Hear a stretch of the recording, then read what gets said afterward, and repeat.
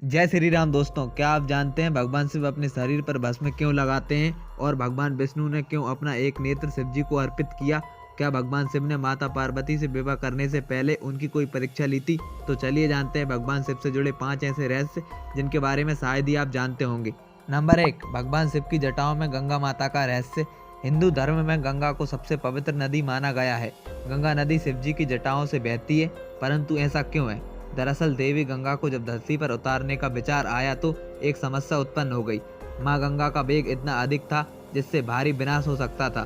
तब सभी देवी देवताओं ने भगवान शिव को मनाया कि वे पहले गंगा को अपनी जटाओं में बांध लें, फिर अलग अलग दिशाओं से धीरे धीरे उन्हें धरती पर उतारें। इसी कारण से माँ गंगा शिव जी की जटाओं में रहती हैं। शिव जी का गंगा को धारण करना यह दर्शाता है कि शिव जी न केवल संहार करते हैं अपितु पृथ्वी का कल्याण भी करते हैं। नंबर 2, भगवान शिव के शिष्य। भगवान शिव के प्रमुख 7 शिष्य हैं जिन्हें प्रारंभिक सप्तऋषि माना गया है। इन ऋषियों ने ही भगवान शिव के ज्ञान को संपूर्ण धरती पर प्रचारित किया, जिसके चलते भिन्न भिन्न धर्म और संस्कृतियों की उत्पत्ति हुई। शिव जी ने ही गुरु और शिष्य परंपरा की शुरुआत की थी। नंबर 3, शिव जी ने ली माँ पार्वती की परीक्षा। पार्वती जी से विवाह करने से पहले भगवान शिव ने उनकी परीक्षा लेने की सोची और भगवान शिव ने एक ब्राह्मण का रूप धारण कर लिया और पार्वती जी के पास पहुंचे।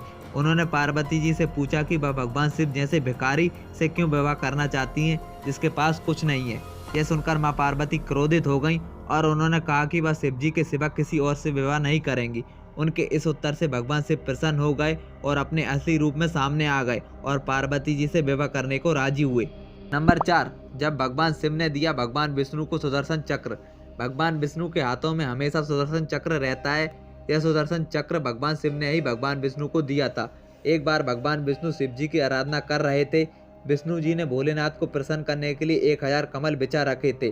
भगवान शिव यह देखना चाहते थे कि भगवान विष्णु की भक्ति में कितनी तत्परता है, इसलिए शिव जी ने एक कमल छुपा लिया। भगवान विष्णु सहस्त्र नाम लेते हुए शिवलिंग पर हर बार एक कमल का फूल चढ़ा रहे थे, लेकिन जब भगवान विष्णु 1000 बार नाम ले रहे थे तो उन्होंने पाया कि शिवलिंग पर अर्पित करने के लिए कोई भी फूल शेष नहीं रह गया है। तब भगवान विष्णु ने अपनी एक आंख निकालकर शिव जी को अर्पित कर दी।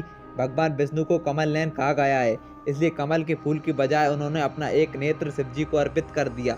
इस अटूट भक्ति को देखकर भगवान शिव प्रसन्न हुए और उन्होंने भगवान विष्णु को सुदर्शन चक्र दे दिया। नंबर 5, भगवान शिव के शरीर पर भस्म का रहस्य। भगवान शिव पूरे शरीर पर भस्म लगाए रहते हैं। शिव भक्त माथे पर भस्म का तिलक लगाते हैं। शिव पुराण में इस संबंध में एक बहुत ही दिलचस्प कहानी मिलती है। एक संत थे जो खूब तपस्या करके शक्तिशाली हो चुके थे। वह केवल फल और हरी पत्तियां खाते थे, इसलिए उनका नाम त्रिनत पड़ गया था। अपनी तपस्या के जरिए उस साधु ने जंगल के सभी जीव जंतुओं पर नियंत्रण स्थापित कर लिया था।